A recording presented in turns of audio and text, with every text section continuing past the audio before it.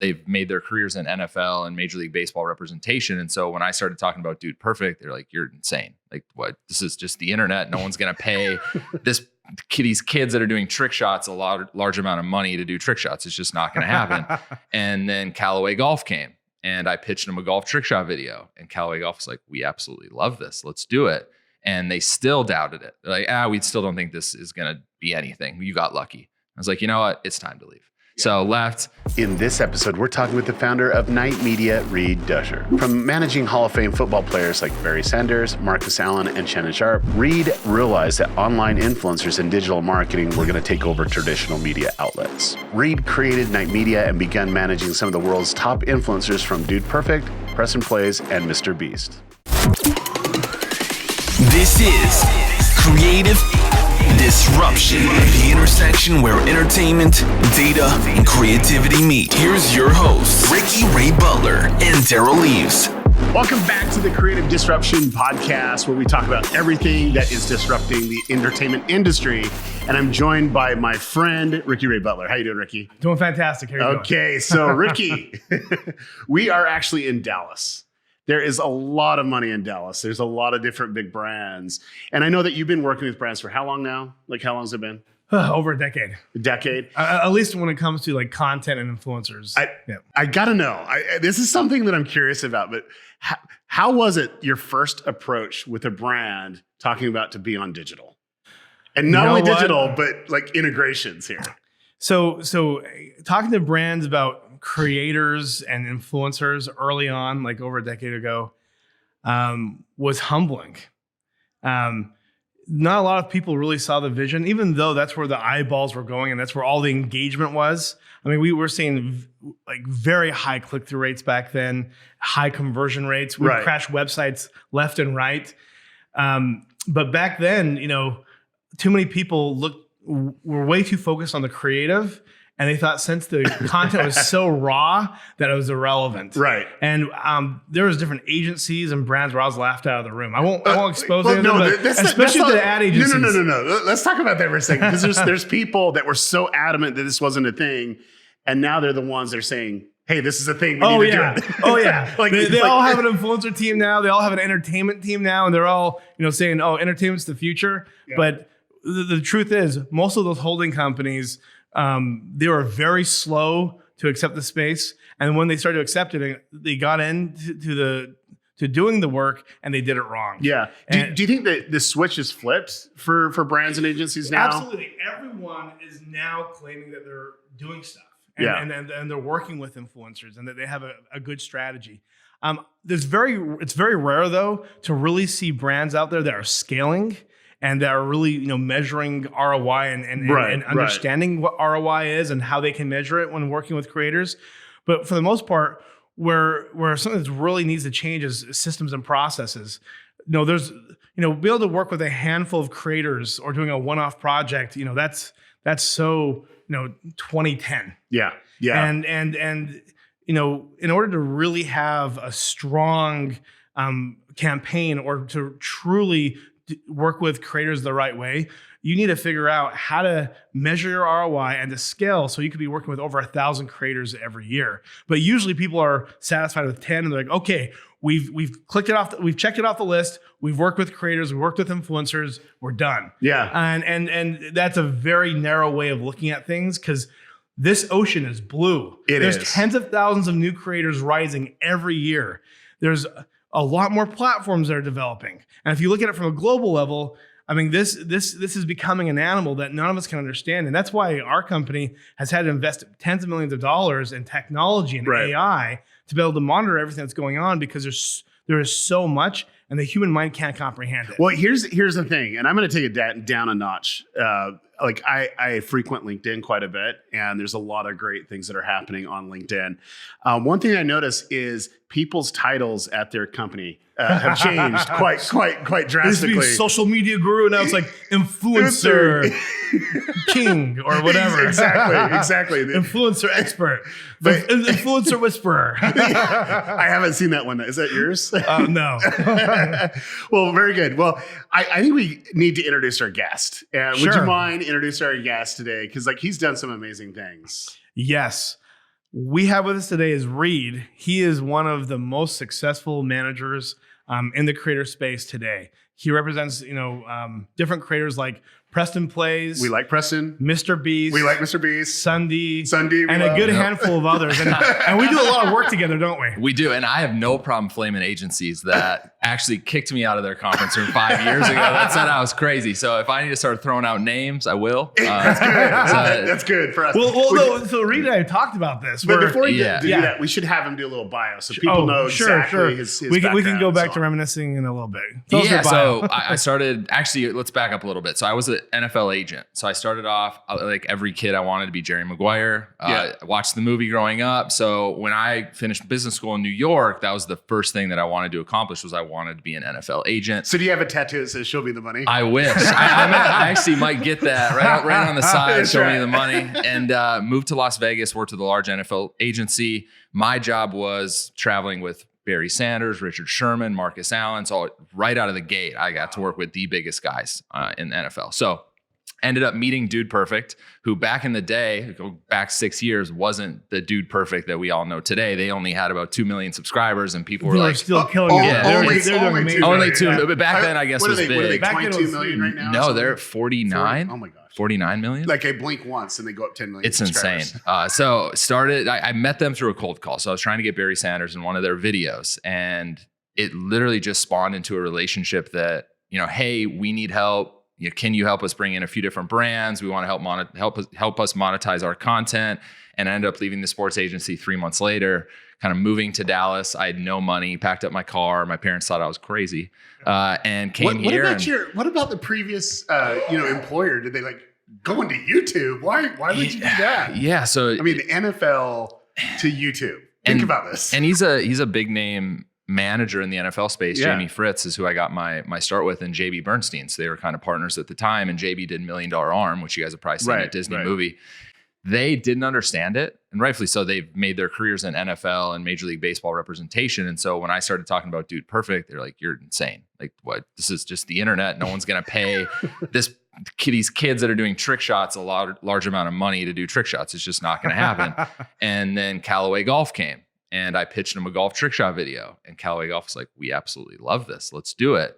And they still doubted it. They're like, we still don't think this is going to be anything. You got lucky. I was like, you know what? It's time to leave. Yeah. So left, formed my own thing, which is now Night Media. And so you guys mentioned it. We represent Preston, MrBeast, who now everyone in the world knows has grown rapidly. Mm-hmm. I have not seen anything like this since Dude Perfect. It's crazy. His growth is crazy. And then we have Sunday as well, Unspeakable Gaming, Mini Lad, Preston's wife, who he probably talked about on the previous podcast, Brianna Plays, who has also grown rapidly fast from 0 to 40 million views a month pretty quickly. And then a few other smaller creators. So we've kept it really small for a reason. Our business model is not in scale. It's in signing the biggest creators on the platform and then helping them grow their internal businesses and create other businesses around their core, which is YouTube. So now let's go back to the ad agency now. Now that we have that wonderful bio. Thanks for interrupting the first conversation. But anyways, going back to our conversation earlier. Okay, so ad agency. So when I first started working with Dude Perfect, I used to travel to New York and LA. And I used to take agency meetings all day. I would go into one agency. Where were you living at the time? In Las Vegas. Okay. So we were based in Las Vegas, would travel to New York, and I'll throw out a few agencies here. So I would go to Barnes & Marsteller, who's now, I think, part of Cohen Wolf. Yep. And then I would go to Fleshman Hillard, Chiat Day, Horizon. I'm actually on a talk later this afternoon with someone at Horizon. So I'm gonna have to bring this up as well. And they basically were like, we would never pay these people to promote our product. One, we don't get it. And if we want to pay them, we'll just buy a pre-roll ad on YouTube. So that'll be our media buying team. So that literally happened every time that I would go to New York and LA, and then one person pulled the trigger, and it was Callaway Golf. So not even agency. And was it there just them. Trackable sales like Callaway Golf? Well, what was the integration was more for branding, or what was the? We would do an end card. So back then it was all about the annotations and end cards and getting people to actually leave YouTube, which now you think about and you're like, why the heck would we do that? Why do we want people leaving our YouTube channel? But at the end of a video, Dude Perfect would be like, hey, click up in the top corner to go to Callaway.com to buy the new Chrome softball or whatever they were selling at the time. And we could prove that we were getting 500,000 clicks on that link, right? At a large scale at that time to drive people off. They were the first to have a a clickable annotation that could click out of the website. It's crazy. Do they still have access to that? I believe so. That was the bread and butter at the beginning. Was the brands really only cared about the ability for them to drive traffic off YouTube. They really didn't care about the organic branding part of it. They wanted traffic going to their platform. Yeah. See, it's insane to me that a lot of brands back then, and still today, you still get some brands not brands specifically, agencies that'll say, look, we don't want to be a part of their video, but we'd like to do a pre-roll before their video. Yeah. That's just insane. But it's all about control, dude. Like, think about it. They want the control of the budget and they want the control of the creative. And the reality is the creative will always be better when it's with an influencer that has, like, if you're going to the eyeballs of someone like MrBeast, like, would it be better to do a pre-roll ad saying, oh, this is really cool, or having MrBeast do a shout out in it?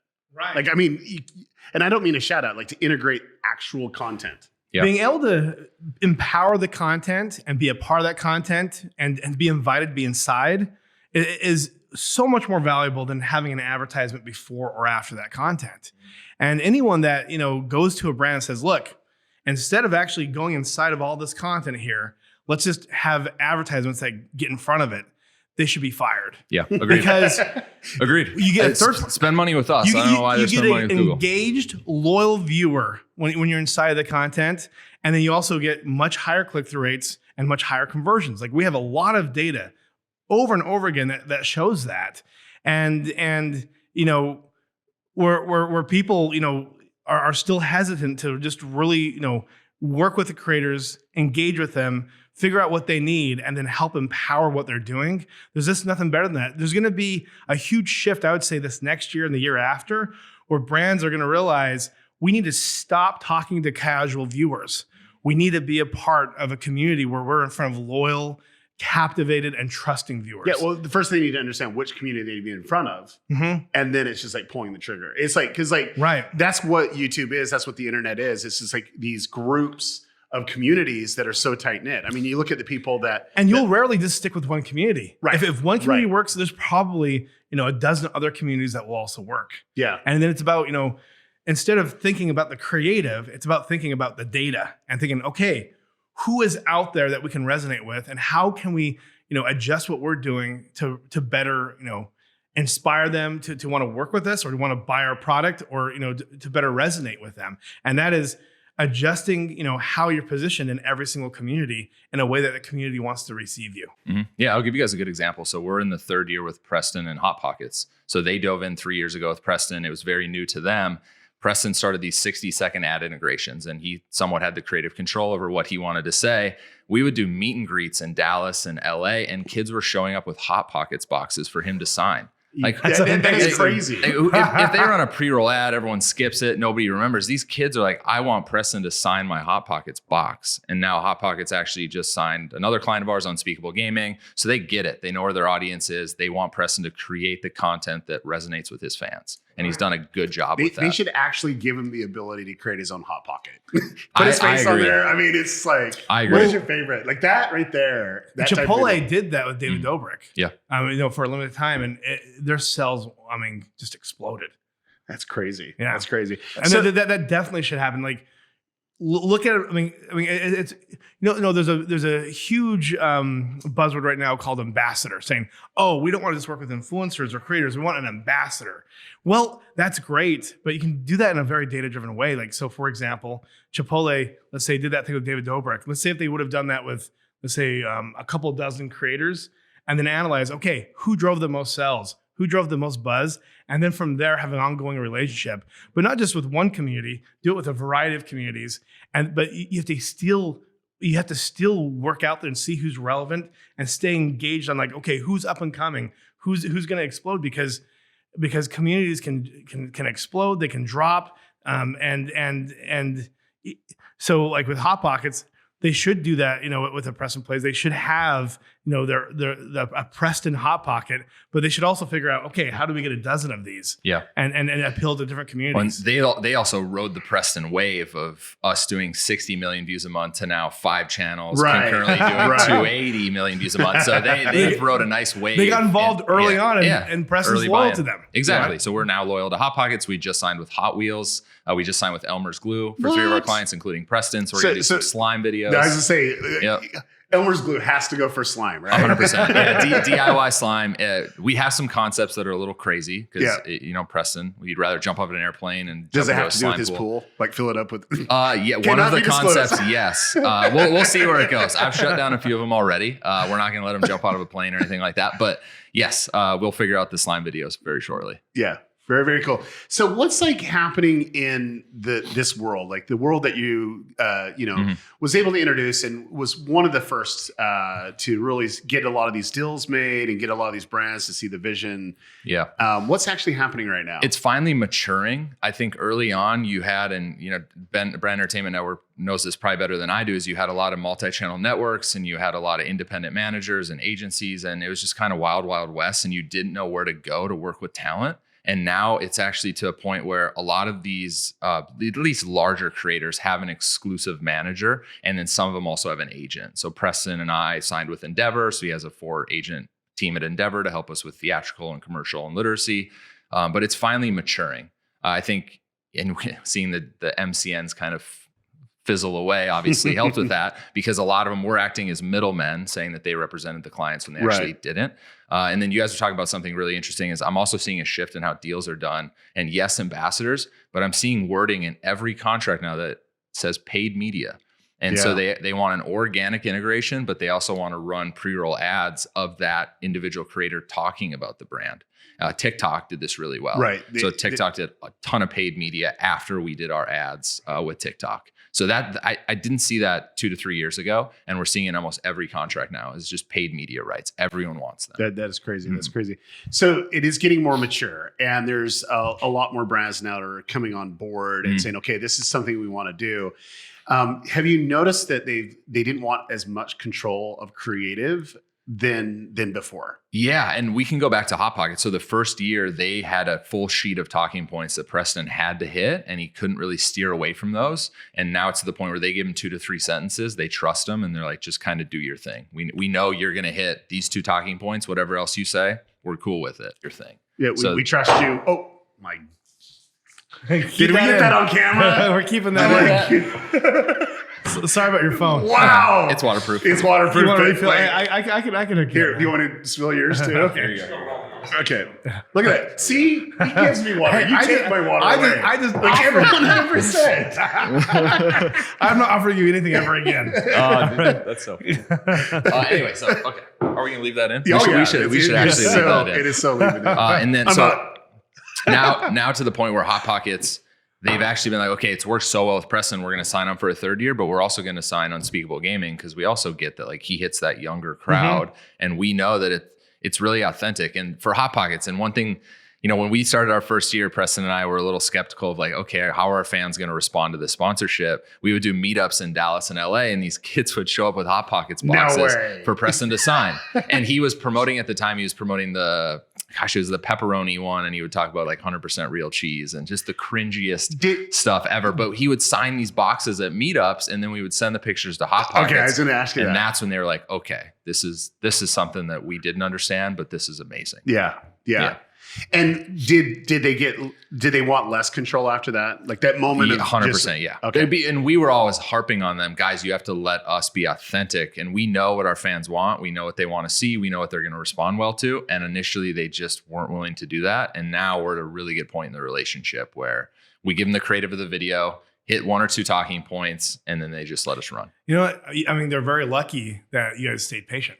Yeah. I mean, we could easily left after the first year, which happens a lot. They had, so Hot Pockets had Nade Shot, Pokimane, Valkyrie. They had a lot of creators, and they've dwindled it down now to, I think, Preston and Unspeakable Gaming. Oh, wow. Yeah, so they worked with a lot of people on Twitch as well. John Sandman on YouTube they worked with. So they actually diversified between Twitch and YouTube, and I think they found that YouTube actually had a much higher ROI than Twitch, which is rare because everyone is on Twitch right now. It's a different way of measuring too. Yeah. But definitely, if you're going to go for consistency when it comes to clicks and be able to predict what the outcomes are going to be, YouTube is ahead of all the platforms. Well, and Preston also averaged 1.2 million views per Hot Pockets integration video, and he got 16 million views on the latest one. So they're 16 million views on a video. I mean, they're getting what they asked for. And on Twitch, you only get live viewers. There's no VOD aspect to it. So they were just getting a singular stream, and that was it. Okay, well, that's amazing. That's amazing. How specifically did things progress?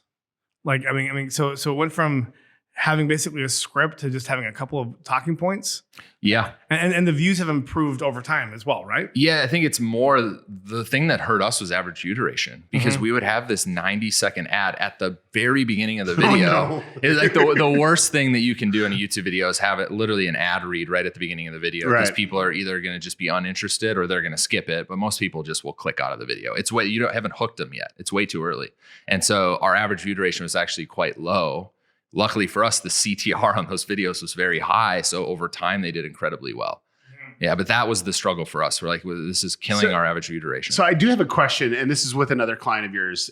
It seems like you have a client that anytime that he gets a brand integration, he wants to give all the money away. Like, what is it? Like, people can probably guess who that is. That's definitely what Jimmy. goes through the mind of the brand? We're like, hey, give me like, $100,000. I'll give it away. I think it's what goes through the mind of the manager when we're like, we're giving away all this money. But we're actually doing it for marketing. Right. So he didn't look at it as much as I'm going to give this all away. He looked at it as this is how I'm going to grow my channel. Exactly. And even though I'm giving this away in the short term, it's going to work in the long term. Well, we talked about earlier, like it's about empowering the content, not disturbing it. And when Jimmy does that from the brand perspective, when we've worked with him, that's really exciting because he's like, okay, well, this is what I'm going to do with it. And this is why it's going to be very effective. Well, it's and it blows our mind. We're like, oh, great. Like, it's definitely worth spending all that money. Well, the brand that makes sense is like Honey. It's like, okay, wait a minute. That's like so integrated with it. It's just, it's brilliant. Now, the thing is, as you're talking about Hot Pockets, how earlier on they're more difficult to work with. And they're, a lot more talking points, et cetera. One thing that brands need to realize is that you can still figure out how to have some level of control, but also empower the content and let the influencer really make the creative decisions. And one philosophy that we have that we call the consensus triangle, which I've referred to this in the past as well. Have I? Oh, you showed me the graph. I mean, I've had that presentation like 100 times. Oh, I want to see this now. It's really important though. Like it's so simple. No. But it's totally overlooked. Like way too much by I think a lot of the different companies that are out there. He woke up one night like at 1 a.m. He's like, oh, "This is it, Eureka! It's all about a triangle." That is true. And my anxiety went down right after that. We'll put that poster in my office. Yeah, so okay. Send me the graphic. We'll do it. I'll send you one. He has a tattoo. Well designed. I'm definitely going to get a tattoo right here. The consensus triangle. Well, so basically, the brand comes to the table with their vision, their objectives, maybe a couple of talking points of what they know is going to sell what they have, and then the creator comes to the table and takes that vision, takes those objectives, and then comes up with the creative solutions for their audience. They grew an audience of millions of followers for a reason, and it's all through communication, through video. And so they're going to be the best ones that are going to know how to position your brand in that video. And so when the brand and the creator reach a consensus, the audience then responds positively because the brand has empowered the content and not changed it or disturbed it.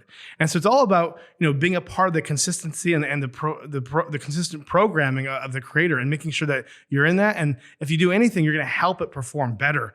Now, there is a way for brands to do this and have a long list of don'ts. Like, so we've worked with you guys. I mean, with you and Preston with Disney back in the day, and Disney has a long list of don'ts. Oh yeah, several pages, more than anyone. But we were able to figure out a way to make it so we were able to use that consensus triangle, and Preston ended up doing some amazing content and felt empowered and free to do what he wanted to do. Mm-hmm. Yeah, well, we also did. So let's go to MrBeast for a second. So we did the video Shroud, right? And we gave 100, and I think we allocated $100,000 for charity. We ended up giving away $117,000 to charity. But Shroud was able to pick in game on his stream what charities he wanted to donate to, and I think it was at $5,000 per kill or something like that. But it's like, if the brand just let us be creative like that. Well, we won't go into that. But I think that's why everyone is now going towards MrBeast, because they know we're doing some kind of social good with that campaign. But we also go into the relationship with, we own the creative control. And they need to know that if you're going to spend money here, we control the creative. But the thing is if you take that approach, and if brands take that approach, it really empowers them to scale and to really see much higher ROI. And the reality is there's a lot of creators that say that they have this challenge and they're giving away money, but they never give away money. Like Jimmy actually gives away the money. But he's thinking high level. He's thinking long term, right? He knows like, if I make a really good piece of content here with a brand, my audience is probably gonna get excited about brands working with me in the future. And then all the brands that understand the space that have a relevant target to Jimmy's audience, it's going to be hands down. It's going to make sense. Yeah, and it also puts us in a league of our own because people are not willing to do what Jimmy is doing. Right. No one is willing to spend $100,000 per video to pull something off. It's just not going to happen. And there's more cost in that as well because that's what he's giving away. But he has amazing team. He's huge. He does. 2 of which we have sitting outside. Exactly. And he has, I think, 18 right now on his internal team. He's really built his own production company. Yeah. We have heads of pre-production, heads of post-production. We have script writers, comedians. I mean, it is insane what we've been able to build in the MrBeast camp. But him just doing social good with that money is just flipped the narrative. And now we've seen guys like FaZe Rug and some other people step into it, but they still can't compete on a scale that Jimmy's at because they're not willing to give it all away. Yeah. I think that's where people just can't compete. No one's able to compete with him right now. And Jimmy seems to, I think you mentioned to me that he looks at creating a video like playing a video game. And so he seems like he's really seemed to find good systems and processes in creating content. He's very strategic, but the reality is he has a big heart. Seriously. And like salt of the earth. Like really he is. Yeah. Mm-hmm. So yeah, we have a few big things coming up. One is going to be announced probably in the next few weeks, national campaign for, I'll just say it has to do with trees. And then the next one, we have a few. We want to tackle homelessness. Thank you, Reddit, for that one. And hopefully Morgs copies this video. We'll see if Morgs can copy this video. Yeah. And then the other ones is we really want to tackle homelessness in America. And so that's going to be our big push going into 2020. Can you give us more insight on that? Because as a company at Ben, we were really starting to dedicate a lot of time to doing that in all the communities where our offices are. So in LA, Provo, New York, London. This is becoming a huge focus for us. And it's because it's such a big problem. So what's Jimmy doing to really make that change? Well, we're going to start with one video. He just bought a freaking store, everything in the store, and gave it to a homeless shelter. It's well underway. We donated $125,000 to homeless shelters last December, thanks to Dragon City and Social Point, the mobile game company out of Barcelona that sponsored that video. So we've done a lot to tackle this thing already. I think the next stage of this is we need to really have our own homeless shelters, and we need to start pushing towards that. Awesome. We're gonna have to sidebar on all this. Yeah, that's really exciting. That's awesome. Yeah, and so we have a few big things coming up that we'll probably announce in the next 60 to 90 days. Well, so do you feel like social good? Because it seemed like there was a time where they had all these like positive prank channels giving money to homeless people and doing stuff like that. Do you think there's going to be, what Jimmy's doing is going to become like a movement? Do you think social good is going to become very popular again on YouTube and all the social platforms? I know so many YouTubers. Know this information that I do not know. There's certain things we can't talk about. I hope so. I don't see it happening, but I hope so. I think there's going to be the select few that are impacted by what MrBeast is doing. But the larger community, I don't think so, unfortunately. So you have an interesting client list, and I noticed a couple things in common. Number one, that they all have big hearts, and they're all family friendly. Yep. And that was my motto. When I started this, it was I'm only working with family friendly creators because the advertising agencies were turning me down already. I knew that if some guy was swearing or sporting alcohol and tobacco, I had no shot. Right. And so that's why initially 4 years ago was I'm going to sign the guys that are family friendly and appeal to kids. And I don't want the creators that appeal to kids to be swearing and having those kids then swear or talking about vape and alcohol. Yeah. It just wasn't something that I wanted to promote to young kids. Yeah.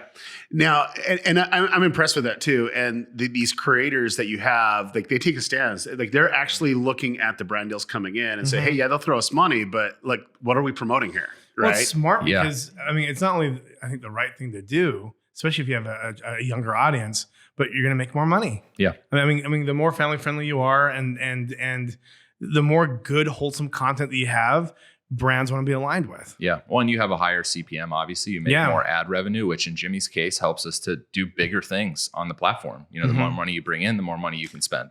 you have higher CPMs if you don't swear. I mean, it's proven. It's proven for every person. A better chance to become a featured creator, right? Exactly. For every one that thinks they can get in Google Preferred and they swear, you are automatically kicked out. See ya. It's not going to happen anymore. Maybe 3 years ago it could, but in today's world, you will not get in Google Preferred if you swear.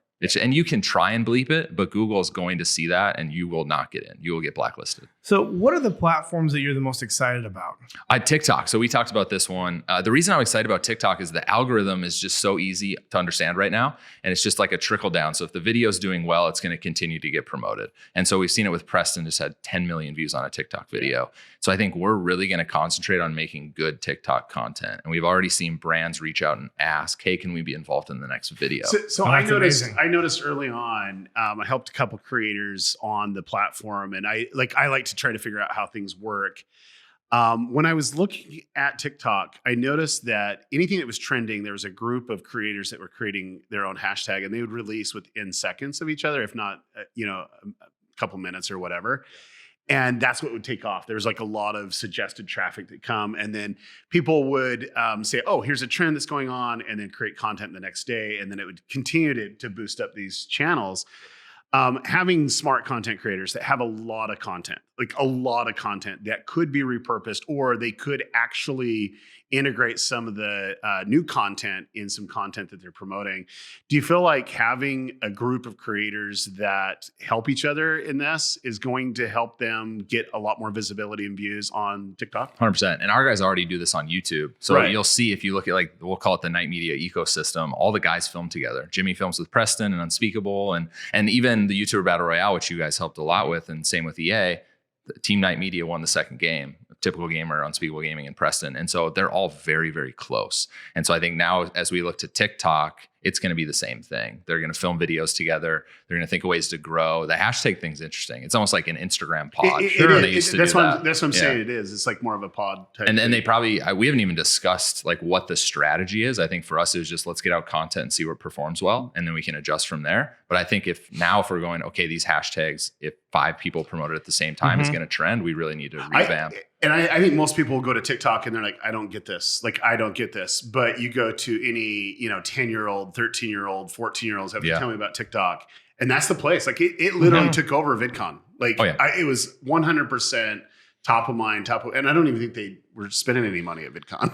I'd probably just for a booth, to be honest. I mean, they paid a lot of creators to do promotions and it went really well for them. We'll see where it goes. The interesting part for me is usually when we do a paid promotion, for the most part, you do the paid promotion and then you don't play the game or you don't promote the product anymore. All our guys are still producing TikTok videos. So they get the importance. So what TikTok did is they're like, we're going to help springboard your channel, and then we're going to help you create more content so you can grow on the platform.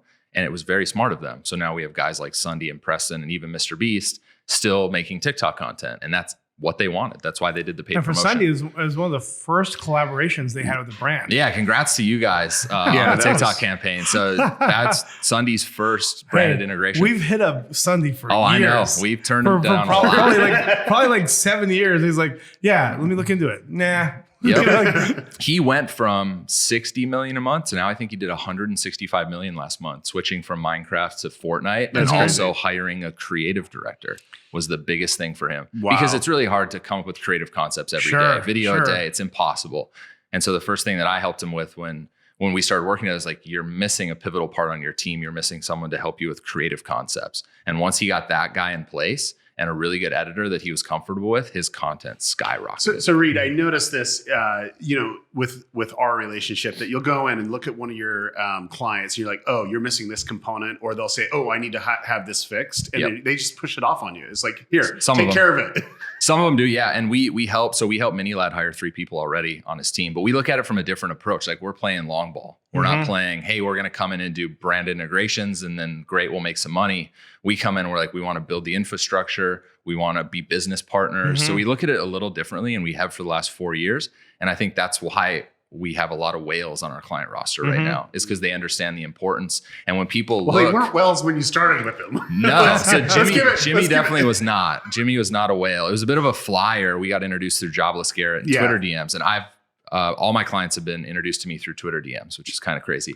I haven't recruited So follow anyone. Reed on Twitter. Yeah, seriously, every client, even Jimmy introduced me to Chad the other day through Twitter DM, but that's just kind of how it works. And then we really dig into like, what's your current team? What's the strategy? What's the end goal? And then we help them Chad execute. Yeah. Yeah. Oh, he's great. We had him on the podcast. He's amazing. Project Zorgo is some big IP. Hopefully he realizes that. Way big. Yeah. We were able to discuss quite a bit. Yeah. That was actually I've our heard a most viewed conspiracy video podcast. We had 100,000 views, but it's all little kids that were 5 to 7 years old. Well, it's because you put Ninja Hacker in the title. I'm good at my job. I know the SEO portion of it. Come on. Yeah, it's views are views, right? So how many people do you have on your team? Right now we have 7 full-time employees on the Night Media team. So, how big do you want to make your management group? We'll probably sign a few more creators. I don't think we'll be any bigger in the talent management so you department. Want to be a very specialized boutique. Yeah. Well, we've broken it up into 2 segments. So we have 2 parts of the company. So we have Influence, which is all talent management, and then we have a new sector that we built out 6 months ago called Create. And so Create, and the goal was never to scale talent management. The goal was to sign the biggest creators and then become business partners. And so we're at that process now. So Preston and I are working on an animated project with a person that I can't tell you yet. And we're also working on a different reality show with Preston. So when we talk about long form and selling content to other platforms, he seemed like, he's like, I'm definitely going to get into that. Oh yeah. We've been talking, but we've been in it for a year. We've just been moving a little slower than probably we had liked, but we've also wanted to do it right. And so we have a few consumer product goods that we're announcing and launching. We're getting into the beauty business with a few of our female influencers. So it was never like, let's sign everyone. It was never the full screen maker model. It was, first, they have to get along with us. They have to be entrepreneur minded and they want to be business people. And those are the people that we look for. And then we're going to now start to build businesses with them. And are you looking and say, like, hey, here's some qualities that these creators have and it would fit really well in our ecosystem so they can help cross promote and push? Or is it more separate than that? We don't even look at it like that. So when I meet someone or when someone in our office meets someone, we usually look at a few things. So one, are they family friendly? Right. And if they are family friendly, then we look at the next one, which is let's have skills. Right?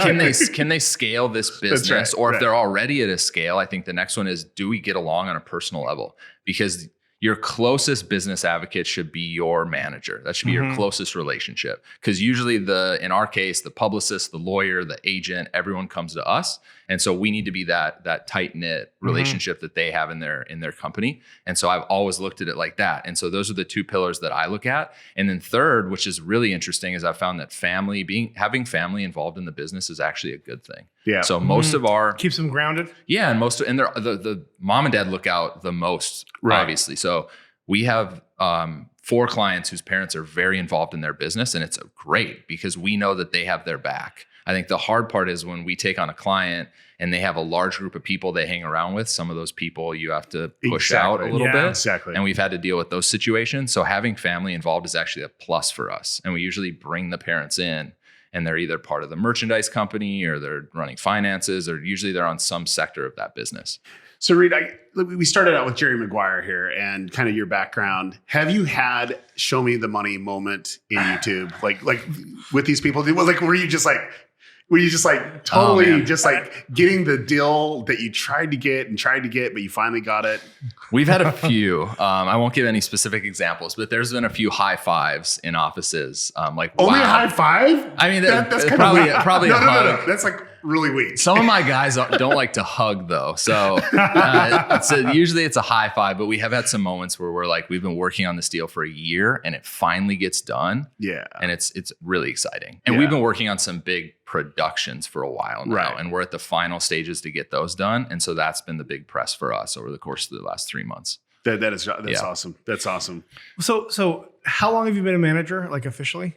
If you count the NFL stuff, it would be about 6 years. Let's see if you don't even count the NFL stuff. So about 4.5 years. That's amazing. Yeah. I mean, you've built quite the business. And I've stayed quiet. I think the one thing, that's how it is in our industry. The ones that have been the most successful have really been the quietest ones. Yeah, the quietest ones that steadily grow. Like our company was always doing much better than all. But you're not that quiet, dude. You're like the loudest person I know. I'm a loud person. Our company was really quiet though. It was, and not a lot of people knew who we were, but we were steadily growing. and becoming very profitable when all the MCNs were getting all the hype. Right. Yeah. Right. For sure. When it's like I stayed really behind the scenes for 4.5 years. And now you guys talked about it earlier, like on LinkedIn, you're seeing a lot of influencer marketing specialists, all these different things. It's like, I was in this industry years before all these people were, and I haven't said anything. And so now I'm starting to create more LinkedIn You're definitely content. more vocal. I noticed that because last I'm, it's not necessarily me being sick of hearing other people talk about an industry they know nothing about. I just want to be now that thought leader because I have the experience. I didn't want to fake it until I made it. I wanted to have the experience. And then I really wanted to make the content to back that up. Yeah. Right. Oh, that's important. I mean, sometimes you have to fake it till you make it. I don't even know what you're talking about. No. Like when you first start out, and I'm not talking about like Plaid, or I'm talking about like when I first got into like marketing. Like you go out there and unless you have a mentor, you have to just literally hustle and figure out how to get somewhere in order to make something but you happen. don't say you're all that unless you have the case studies. 100%. Like that for me, you're not gonna, if you grow as a company and you don't have case studies, and you're just flaunting that you're an expert in this X, Y, and Z, you're selling snake oil. Yeah. And you're not legitimate. But there's people out there where I've wanted to hire people have come to me and say, hey, can you help invest in this company? I want to make this happen. And I was like, no, but I'll hire you because, I think you're promising and I'd love to have you on our team and get you mentorship.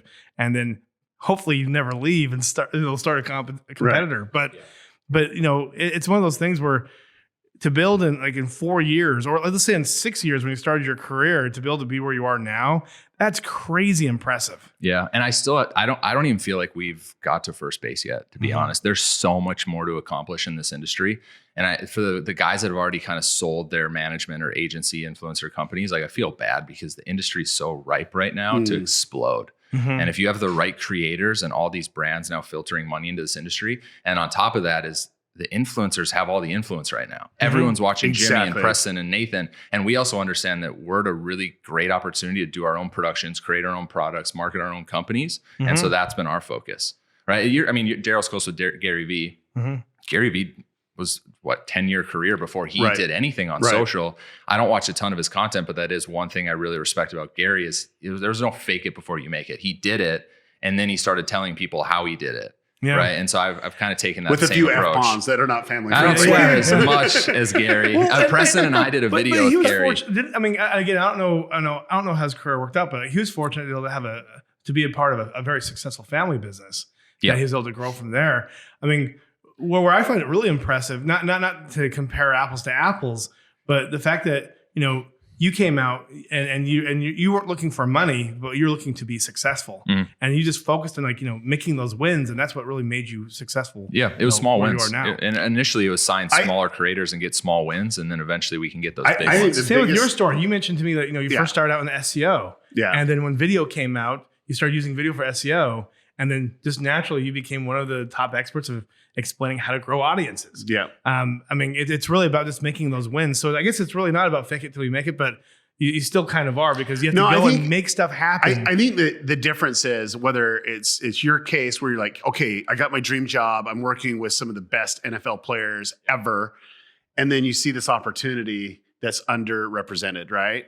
And I think that's the difference. It's like seeing the vision of where this is going, where the industry's at.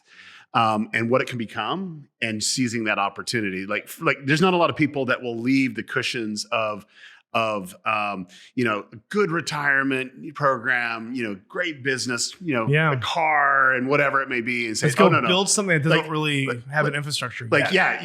How much did you have to rely on your savings when you left? I mean, it's just I didn't have any money when I started this business. I had $4,000 in my bank account when I moved to Dallas. I was like, well, I can make it for at least 3 months before I got to figure something out. Where are you sleeping? And luckily, I got a deal that happened and got a little bit of money, and then just kind of scaled it from there. Slowly scaled it. Sure. I hardly made any money the first 2 years of this business. Sure. Well, this is the thing. 4 years ago, there were a lot of managers and agents out there, but the place that was underserved was gaming. Yeah. It was getting the most views, but for some reason it took, a lot of, traditional entertainment to really get caught up and to realize that that's where everything was going. Well, but the problem is some of these creators are introverts. And it's like, how do you communicate with them and how do you get things going? And they're like, I don't even want to deal with you. Well, but one thing about the gaming side, because our company has always worked either with great managers like Reed or directly with the talent. I mean, it really is more of an entrepreneurial side. Like they don't really see themselves as celebrities. They see themselves as, okay, putting as much content as possible, and hopefully people like this content. Yeah. And maybe a lot of it's because it was a faceless vertical for a long time. And it wasn't until just probably 6 years ago when gaming creators really started putting their faces out there and, acting more like lifestyle channels. Yeah, we've had a few examples from people on your team where I've signed someone that you guys have worked with for probably 3 years, and they're like, "Oh, thank goodness." Couldn't get a hold of this guy for a year, and then we'd sign a deal and never hear from him, and it happened a lot. Well, Sunday's one of them. Yeah, and really, right. And so some of the guys on your team are like, he needs representation. It's just I was never willing to go recruit. It's all, like I said, people, it's them come to me and they're like, can you please help? Like, I need help in these areas. So, and it's just, I'm not the guy that's going to go and sell myself. Do you go through a full assessment? Like when you bring on a new client and you're like, okay, yeah, you need me for these, but this is the other things that you actually need as well? I've turned down some, I won't say I've turned down some massive YouTube channels that at the time I was like, I don't know if they can grow. I don't know if we didn't click personally. They're like long-term goals didn't align, and I turned them down. And now looking at their channels, I'm like, whoa, okay, that might've been a mistake. But I'm like, that's still smart. Weren't a fit. So was it a mistake? Because it doesn't matter how big you are, how much money you're making. You don't want relationships that don't work. It would have been a mistake because, one of the biggest problems in the industry is there's so much turnover with management. And that's why we've had to go and create relationships directly with all the talent out there, is because there's such high turnover. And if you rely on a manager or an agent, there's a good chance that it's going to change, and then you're going to have to start from square one. Yeah. Well, I think it's about culture too, because you have the culture of the creator, and if you have a manager that comes in that's a D-bag, which there's quite a few in this way industry, too Hollywood, yeah. But it's it changes it, and it creates a friction. And that friction just keeps on just rubbing until, it breaks, and it actually hurts all parties involved. Well, and I'm not worried that my guys are going to leave me either. I think that's the other thing is you guys probably work with a lot of managers that close their guys off and you never talk with them, right? I don't care. I know Typical Gamer and I have been together for now 4 years. So it doesn't matter if this agency wants to schedule a call or Typical needs to go here. I know he's not we're so close at this point. We're business partners, right? So I've never worried like that. And I think a lot of managers are so worried. Well, you're bringing them value. You're not sitting around waiting for stuff to come in. Yeah. Exactly. A big problem in the industry is that there's a lot of leeches. There's a lot of people that just come and suck the blood, and they just wait there for the inbounds, and they hope they make a commission off of that instead of going and building an empire. And that's something that you've been doing, and that's why you're very successful. It's another reason why other managers like Dan Levitt are also very successful. You guys go in and you build a partnership and you grow things. So what is there's a lot of people watching this podcast or listening to the podcast that work on advertising teams, and they're trying to integrate a little bit with influencers. What advice would you give them? I mean, being in the trenches for this long, what advice would you give? So there's two ways to go. Do you go direct to manager, or do you go to a company like Brand Entertainment Network? The reason people go to Brand Entertainment Network is because they can educate them and give them the data they need to make an educated decision. I sometimes can't give that to them, right? And that's why a lot of deals don't happen direct, is because that's just not our business. Our business is growing the personal individual's brand. Our focus is completely different. We represent the brand, and it's to do scaled campaigns, not to do, one-offs. Yeah, one-offs. Yeah, so find a successful influencer marketing agency that's done it for a while, not one that just popped up 6 months ago. You're like, hey, let's try this. Find someone that's successfully done it, and go to them to curate that actual money spend, what you're going to get the ROI from. That's where I think influencer marketing is really great and scales really heavily, is when you work with a really good influencer marketing agency. Thank you. Well, I mean, it's true though. I'm not just fluffing you. I could give a few other examples. Sponsored by Brand Entertainment Network, Ben. I mean, there's a few that also do it right, but there's a lot that do it wrong. I've seen a lot more do it wrong than do it right. Yeah. And we've done so many one-off deals with influencer marketing agencies where you do one deal and then I never hear from them again.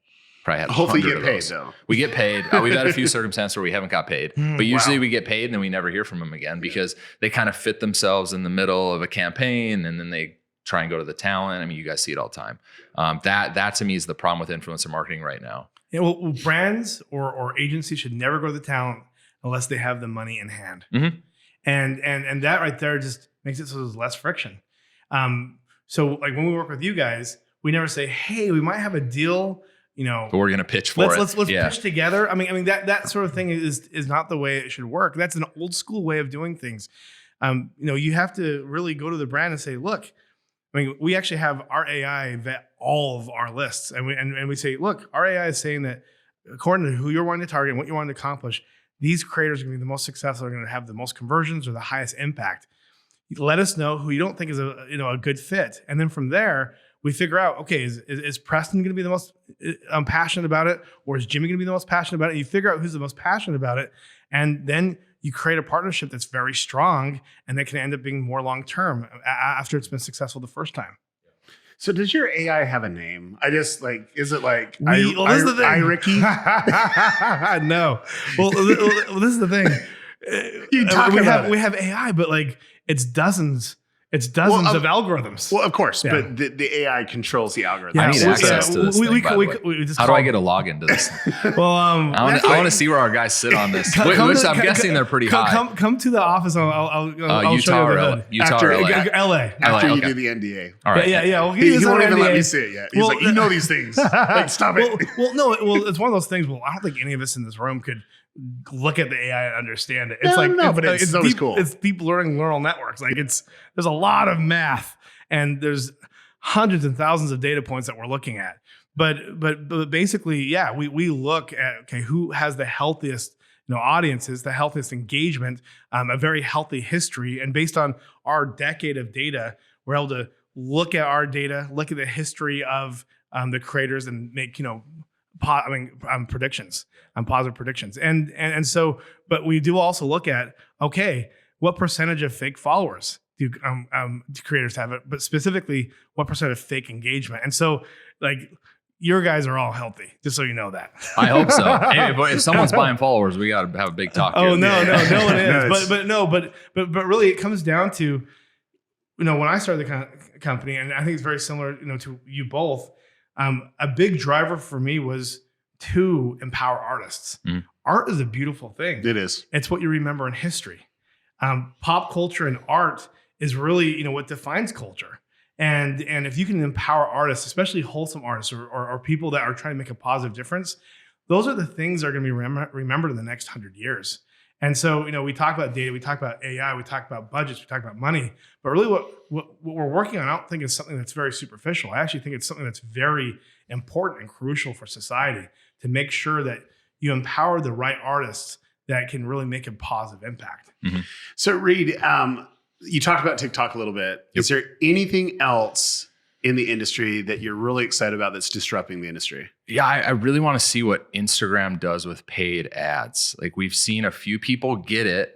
None of our guys have gotten IG, is it called IGTV or Watchers? Yeah, we haven't got it yet. I know it's in beta. I just want to see what the ad rates There's are. Like literally 2 people on it right now. Yeah, probably like Lele Pons and someone else. But I'm really curious to see what that does to the industry. So one thing that we've started to do is we've started to transition our YouTube content and make it consumable on Facebook, and it's gone extremely well. Right. And for people that said Facebook's dead, nobody goes on it anymore, they're wrong. We're actually getting, with a lot of our clients, the same amount of views per month on Facebook as we are on YouTube. And the ad rates are high. They're higher, actually. It's just like, wow. great. So you're getting paid more on Facebook. Yeah. A few of our clients are getting paid more on Facebook. And I really want to see how Instagram gets into this now. There's going to be a lot of different places to distribute content. And that's one thing even with Preston that we started to look into is we have episodical series like Hide and Seek. We have the Secret series that he's done for 3 years. It's like, what can we do with that? Is it unique IP that we can go create a production and an animated series out of? Or can we just go distribute it as is to someone else that wants it on their platform? So I think the people that are creating good content right now are the ones that are going to win in 2 to 3 years. What's crazy though, is like the Facebook strategy, for example, it's new eyeballs. These are not people that actually seen the content on YouTube. Yep. It's just like, it's a segment of the market that's never hit. So we actually have a good example. So we were filming at Six Flags with MrBeast team last week. And a lot of the kids were saying, hey, you're the guy from Facebook. And you're like, wait a minute. Excuse me, what? We're the guys from Facebook. Their mom and dad don't let them on YouTube. So they had no idea. And we're like, well, we have a YouTube channel. He's like, oh, I just watch Facebook. I'm like, wow. Okay, so we're actually hitting a different market. Yeah. And Jimmy also has a show on Snapchat where we redistribute his content. And we've also had people going, oh, you're the guy from Snapchat. Yeah. We're like, what the heck? That's interesting. That's very interesting. Well, I mean, Snapchat is going to still be relevant, even though they made so many mistakes. But Facebook, you're talking about how your content's relevant there, and there's a lot of creators that have actually made the jump from YouTube to Facebook. But then there's a creator, you guys ever heard of? He does like a pranking channel, Julius Dean. Oh yeah, Julius, so like he's built tens of millions of followers on Facebook, and he's now looking at, okay, how do I get into these other platforms? But I thought it was really strange because he was just this young guy from London, and just made it really big. Just jumped on really early, and he's doing really well. Yeah, each of them have their own different ways that you need to make the content. Like we've noticed subtitles do better on Facebook, and vertical video does better on Facebook as opposed to YouTube. So as long as you understand which is better for each one, I think you'll be extremely successful if you have good content. Where it doesn't work is when you have bad content that only works on YouTube and you're like, oh yeah, we'll put it on Snapchat and Facebook, and then nobody watches it. Well, it's like, sometimes YouTube is all about, getting people to click and then kind of staying, but there's a lot of YouTubers doing really well off bad content right now. They really are. Yeah. Yeah. So what do you think are some things that need to change in the industry? In the industry, just from a YouTube perspective, I think the one thing is the algorithm for us is very easy right now, but it's also very easy for someone to create bad content and get hundreds of millions of views a month. And so one thing I hope YouTube addresses that, and maybe it's something like quality watch time. Yeah, quality watch time. I really want that to change because I want the creators creating the best content that's the most clickable and the funnest to watch to actually get the views. So the quality content score that's there is going to be very interesting because just knowing how the algorithm functions and everything that goes from there, it's like, okay, multi-camera shoot and what type of thing, but it's really going to be subjective. And that's where I always get nervous when anything's subjective because it's someone saying, no, I don't like this creator and whatever it is. And once it gets tagged, then it's just like, okay. And I think there's gonna be a lot of false positives. There's a lot of issues. Yeah. But as long as we can teach that AI to predict the quality content that we get, it's going to take them years to figure it out before they have any clear metrics of what they're going to look for. But I just, some of these channels doing 400, 500, 600 million views off the content that they make. It's tough when we spend hundreds of thousands of dollars on a video and doesn't even perform remotely as well as some of this other stuff. But then too, it's like different segments have different viewing behaviors. And so like the younger it is, the more they'll watch it, time and time again. It just really depends on where that's at. But well, thank you so much for joining us. We know that you have a super busy day. Go do a presentation and all that. This is a Saturday. And you're working all Saturday and Sunday. Yeah, right? I'm headed to the In-Game Leaders Conference, which is down at the Esports Arena. So the new Esports Arena in Arlington. I have a panel at 4:00 with actually some advertising people whose offices that I laughed at 4 years ago. I'm going to bring it up. Oh, I'm going to bring it up. So and no fault to the guys that are on the panel because they weren't there when I first started having these conversations, but their companies did laugh at me. So they're going to get it today. And then flying to Boston on and that's what you're Sunday. Representing Dude Perfect. And that's hilarious. Yeah, people thought that, Dude Perfect, who are these guys? Like, why would we spend? And now everyone's like, we want Dude Perfect. Exactly. Of course. They were the first, channel to really do stunts and do high production value content. So amazing. Yeah. Amazing. So thanks for having me, guys. This is great. Thank you, Reed. Appreciate it. And thank all of you that are watching this podcast. Go ahead and hit that subscribe button and share it with someone that you actually love or that you don't love.